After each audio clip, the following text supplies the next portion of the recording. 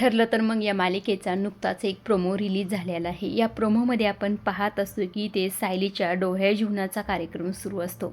मात्र त्याच वेळी सायलीवर मोठं संकट आलेलं असतं। तिला इथे पोलीस अटक करून घेऊन जात असतात, कारण की लहान मुलांना विकण्याचा आरोप तिच्यावर लागलेला असतो। कारण ती आता इथे वात्सल्य आश्रमाची मालकीण असते आणि तिलाच घेऊन जायला पोलीस आलेले असतात। खरं तर हे सगळं काही प्रिया आणि सचिनने केलेलं असतं। अक्षरशः इथे डोहाळे जेवणाच्या दिवशी सायलीच्या हातात बेड्या ठोकलेल्या असतात। पत्रकार तिला प्रश्न विचारून हैराण करत असतात। तिला ते विचारत असतात की वात्सल्य आश्रमाचा तुम्ही वापर करून घेतलाय, तुम्ही एक प्रेग्नेंट आहात, तरी सुद्धा असं वागताना तुम्हाला लाज कशी वाटली नाही? मधुभाऊ सुद्धा या सामील आहेत का?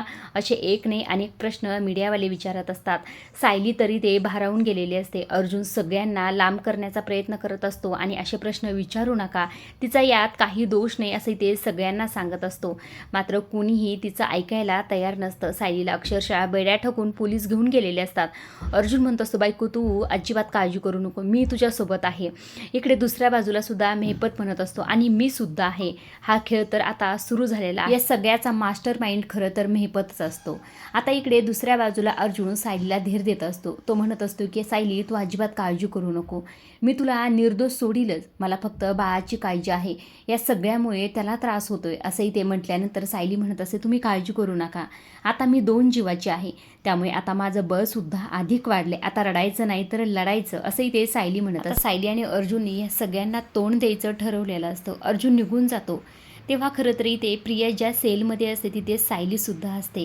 प्रिया टाळ्या वाजतच बाहेर येते। सायली तिच्याकडे पाहतच राहते।